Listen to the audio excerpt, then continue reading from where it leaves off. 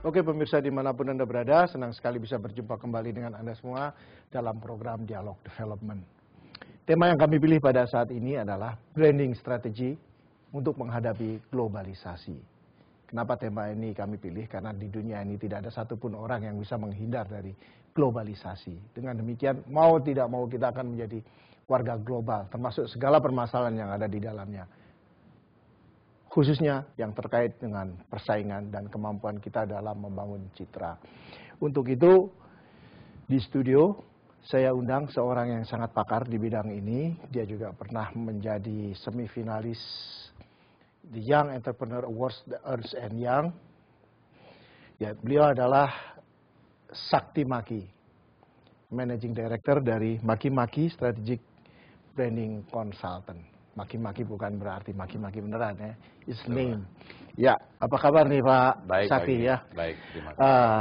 Anda bisa jelaskan branding itu kayak apa sih? Kok seolah-olah menjadi sangat penting di tengah era globalisasi? Karena Indonesia kan, bagi Indonesia ini branding itu sesuatu yang baru dan banyak orang masih sering memperdebatkannya. Betul. Terima kasih Pak. Ya. Jadi memang kalau kita lihat konteks branding seperti yang kita ketahui dan diketahui oleh masyarakat umum, terus terang mengandung banyak makna dan mengandung banyak interpretasi. Mungkin pada saat ini bisa saya jelaskan sedikit bahwa kata branding itu sendiri terdiri dari dua komponen yang besar. Yang pertama adalah brand, yang kedua adalah ing-nya. Jadi kalau kita artikan itu dalam bahasa yang sederhana, branding merupakan sebuah proses yang dilakukan oleh brand tersebut dan memang harus dilihatnya secara holistik, secara komprehensif, secara keseluruhan.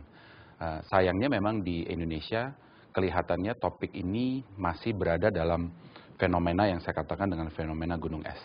Di mana yang terlihat dan yang kita ketahui baru tipnya, tapi sebetulnya brand yang sebenarnya itu adanya di kerangka yang sebelah bawah. Jadi seringkali terjadi kesalahpahaman antara kami dengan pihak-pihak yang menggunakan jasa kami bahwa seakan-akan branding itu hanya yang ini. Gitu ya. Tapi sebetulnya excitement-nya ataupun yang paling menarik itu justru di bagian ini. Sehingga kalau kita bicara konteks branding di Indonesia memang ini relatif termasuk hal yang cukup baru. Kalau saya bilang baru tidak bisa saya katakan 1-2 tahun tapi barangkali mungkin baru sekitar 8-10 tahun yang lalu. Ya baru bila dibandingkan dengan Jepang, Korea atau Amerika betul, gitu ya. Kalau Amerika mungkin sudah dari 1930, 1940 sudah mulai movementnya. Kalau di negara Eropa barangkali mungkin termasuk yang cukup advance in regards to branding. Kalau Indonesia mungkin atau Asia barangkali mungkin agak sedikit ketinggalan, tapi mungkin Indonesia dibanding yang lain paling ketinggalan mungkin. Oh iya. Paling ketinggalan. Termasuk di ASEAN ya. Di ASEAN sendiri kita termasuk yang agak ketinggalan gitu. Tapi ASEAN terhadap negara-negara lain tidak terlalu ketinggalan. Iya. Karena ini saya ingat beberapa waktu yang lalu teman saya seorang ekonom dari Jepang, saya tanya ke dia, bagaimana ini situasi Jepang menghadapi persaingan dengan Cina? Ini Jepang bisa hancur ini cepat atau lambat. Secara industri tidak akan hancur. Kenapa? Jepang memiliki brand, Cina tidak. Itu kata dia. Jadi menarik, saya kaget sekali itu. Ini jadi makna brand ini dan branding ini jadi sangat luar biasa. Kan kalau dalam konteks persaingan dalam negeri di Indonesia, ini kan banyak sekali orang nggak peduli pada branding. Seolah product and quality is everything. Betul. Nah, jadi bagaimana Anda melihatnya? Betul Pak, ini menarik. Meningkatkan kesadaran. Ya. Mungkin yang pertama harus kita pahami dulu bahwa arus para pemain yang ada di Indonesia maupun yang dari luar itu Pak tidak bisa kita bendung lagi dengan terbukanya komunikasi, informasi dan sebagainya. Jadi sebetulnya kalau kita lihat kiri dan kanan sangat mudah. Coba kalau kita lihat para pemain yang sederhana barangkali di retail market misalnya. Jarang sekali kita lihat pemain lokal sekarang. Mungkin pemain lokal tinggal satu, yang namanya Hero dulu ya. Sekarang sudah berubah jadi Giant. Tapi itu pun juga boleh dikatakan didominasi oleh para pemegang saham yang sudah tidak lagi kebanyakan Indonesia. Carrefour dan lain sebagainya tetap dominasi dari luar. Nah, kalau kita lihat dari yang sederhana saja sebenarnya. Kalau kita mau bersaing, kita mesti lihat dulu pemain-pemain ini sudah ada di sini. Jadi kalau mau dikatakan mungkin belum waktunya kita memikirkan branding, saya kira sudah agak terlambat karena kalau dilihat di kiri kanan semua pemain-pemainnya sudah hadir. Kemudian dari bidang-bidang lain seperti teknologi, manufacturing dan lain-lain ini semuanya pun juga sudah terlihat gitu ya bahwa di kiri kanan itu sudah hadir gitu. Ya, tapi kalau sekarang saya lihat ini kan di tingkat lokal sudah mulai muncul itu chain. Iya, dari toko-toko kelontong sampai makanan. seperti apa itu es teler, terus ayam bakar dan lain sebagainya. Betul. Apakah Anda melihat ini suatu perkembangan yang positif? Saya kira sangat positif, Pak.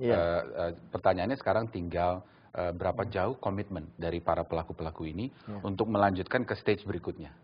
Jadi tidak hanya melihat dalam konteks lokal, tapi sudah mulai lihat internasional. Paling tidak regional, Pak ya. Saya ngambil contoh ada beberapa seperti produk-produk di bidang makanan yang sekarang sudah mulai pelan-pelan, Pak, merambah ke pasar ASEAN. Dan di ASEAN pun juga sudah mulai merasakan bahwa di Indonesia ini sudah mulai merambah juga ke pasar mereka. Sambil mereka ke sini, kita juga ke sana. Apalagi dengan sekarang katanya bukan aja kita jadi global citizen, Pak. Paling tidak kita sudah jadi ASEAN citizen. Jadi dari domain itu saja sebetulnya kita sudah harus waspada. Gitu.